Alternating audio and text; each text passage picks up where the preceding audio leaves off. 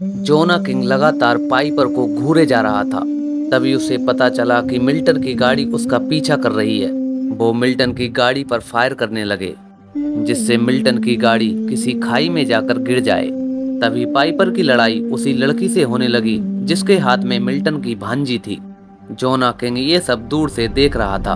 तभी पाइपर उस लड़की को गाड़ी से बाहर गिरा देती है और वो लड़की उनकी गाड़ी के आगे कुचल जाती है। तभी पाइपर जोना किंग को लड़ने के लिए इनवाइट करती है। जोना पाइपर से ये समझकर लड़ने लगा ताकि वो उसे हराकर उसके साथ सब कुछ कर लेगा, जहां उसने पाइपर के साथ कई बार किस भी किया। लेकिन पाइपर उसी के ताबीज को उसके सीने में घुसेड़ देती है। ये देखकर जोना किंग ने अपनी गन उठा ली, लेकिन इससे पहले वो पाइपर को मारता वो मिल्टन की गाड़ी पर कूद गई और जोना किंग की सारी गोलियां व्यर्थ गईं। तभी अचानक से मिल्टन की गाड़ी रुक गई, लेकिन पाइपर को मिल्टन के ऊपर भरोसा नहीं हो रहा था, क्योंकि वो सोच रही थी कि आंख पर गोली लगने के बाद भी कोई कैसे बच सकता है। लेकिन मिल्टन ने इसका जवाब नहीं दिया और वो गाड़ी ठीक करने लगा। लेकिन पाइपर लगातार उससे वो ही प्रश्न पूछे जा रही थी। तभी मिल्टन ने पाइपर से गाड़ी छुपाने के लिए कहा, क्योंकि गाड़ी की मदद से पुलिस उन्हें पकड़ सकती थी। दूसरी तरफ जोना किंग के आदमी के पास अकाउंटेंट पहुंच गया और वो उससे मिल्टन के बारे में पूछने लगा कि आखिर तुम मिल्टन को क्यों मारना चाहते हो। जहां जोना किंग के आदमी ने अकाउंटेंट से उसकी भांजी वाली सारी बात बता दी। तभी हम मिल्टन को देखते हैं, जहां उसकी आंख पर पाइपर ने पट्टी बांधी। तभी उनकी गाड़ी उठाने के लिए वहां कोई आदमी आया और मिल्टन को देखते ही उसने उससे वही प्रश्न पूछा कि तुम तो बहुत पहले मर चुके हो, तुम जिंदा कैसे हो, जबकि मिल्टन का ताबूत खुद वो ही ले गया था। मिल्टन ने उसे बताया कि वो अपनी बेटी का बदला लेने आया है और वो आदमी कोई और नहीं बल्कि मिल्टन का दोस्त निकला। वो दोनों को अपने गैराज में ले गया, जहां पाइपर ने मिल्टन के दोस्त से उसकी सारी सच्चाई पता लगा ली और अब उसके दिल में मिल्टन के लिए और भी ज्यादा फीलिंग आ गई। जाते समय मिल्टन के दोस्त ने उसे जाने के लिए कुछ गाड़ियां गिफ्ट दी, जो कि मिल्टन की फेवरेट गाड़ियों में से एक हुआ करती थी। लेकिन मिल्टन ने अपने दोस्त को साथ ले जाने से मना कर दिया, जबकि पाइपर को उसने अपने साथ चलने के लिए पूछा। पाइपर ने कहा कि वो मरते दम तक तुम्हारा साथ देगी।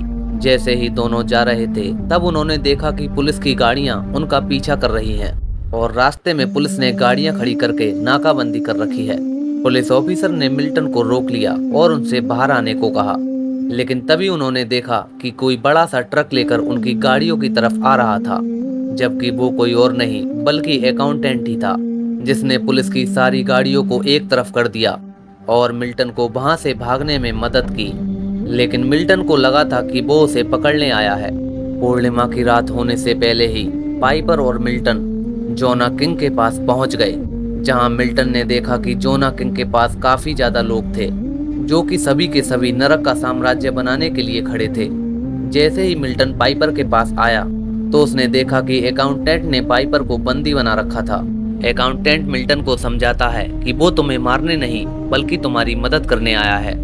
मिल्टन को लगा कि शायद अकाउंटेंट सच बोल रहा है। वो उसकी बातों में आ जाता है और जोना किंग को मारने के लिए अकेले ही चला जाता है। तभी हम जोना किंग को देखते हैं, जो कि बच्चे की बलि देने वाला था। वो इससे पहले बच्चे की बलि दे पाता वहां पर अपनी गाड़ी को लेकर मिल्टन पहुंच जाता है और उसके लोगों को गाड़ी से कुचलने लगा और कुछ को अपनी बंदूक से मारने लगा। तभी जोना किंग के दो लोग अकाउंटेंट और पाइपर को देख लेते हैं और वो उन्हें मारने के लिए ऊपर आ जाते हैं। अकाउंटेंट जैसे ही उन दोनों को मार रहा था तो पाइपर ने इस मौके का फायदा उठाया और अकाउंटेंट को मारने वाली गन अपने हाथ में ले ली और मिल्टन को बचाने के लिए उसके पास चली गई, जहां मिल्टन जोना किंग के लोगों में अकेले ही तबाही मचा रहा था। आखिर में जोना किंग ने मिल्टन को मारने की कोशिश की और उसकी गाड़ी को आग के द्वारा हवा में उड़ा दिया, लेकिन मिल्टन मरने वाला नहीं था, क्योंकि वो मर ही नहीं सकता था। वो सही सलामत नीचे आया और जोना किंग को मारने लगा, लेकिन अचानक मिल्टन पर उसके आदमी ने हमला कर दिया और मौके का फायदा उठाकर जोना किंग मिल्टन को मारने लगा। तभी वहां पाइपर आ गई और उसने उस आदमी को अपनी बंदूक से उड़ा दिया। मिल्टन को जोना किंग बहुत बुरी तरह से मार रहा था और उसने मिल्टन से बताया कि पृथ्वी का कोई भी जीव उसे मार नहीं सकता। तभी मिल्टन जोना किंग को गोली मारता है और उसे मार देता है, क्योंकि मिल्टन पृथ्वी का नहीं था बल्कि नरक का वासी था, जो कि मरने के बाद दोबारा वापस वहां से भाग आया था। तभी पाइपर को होश आ गया और वो मिल्टन के पास आई और अकाउंटेंट ने मिल्टन की भांजी को मिल्टन के हाथों में सौंप दिया, जहां मिल्टन ने अपनी भांजी को पाइपर के हाथों में सौंप दिया और वचन लिया कि वो उसकी भांजी को अच्छे से पालेगी, क्योंकि अब वो अकाउंटेंट के साथ दोबारा से नरक में जाने वाला था, जहां पाइपर मिल्टन को वचन देती है और उसके दोस्त के पास चली जाती है। तभी अकाउंटेंट जादू से एक गाड़ी बनाता है और दोनों उस गाड़ी में बैठकर नरक के द्वार में घुस जाते हैं और ये कहानी यहीं पर समाप्त हो जाती है। तो दोस्तों, ये थी कहानी ड्राइव एंग्री मूवी की, जो सन 2011 में रिलीज हुई थी।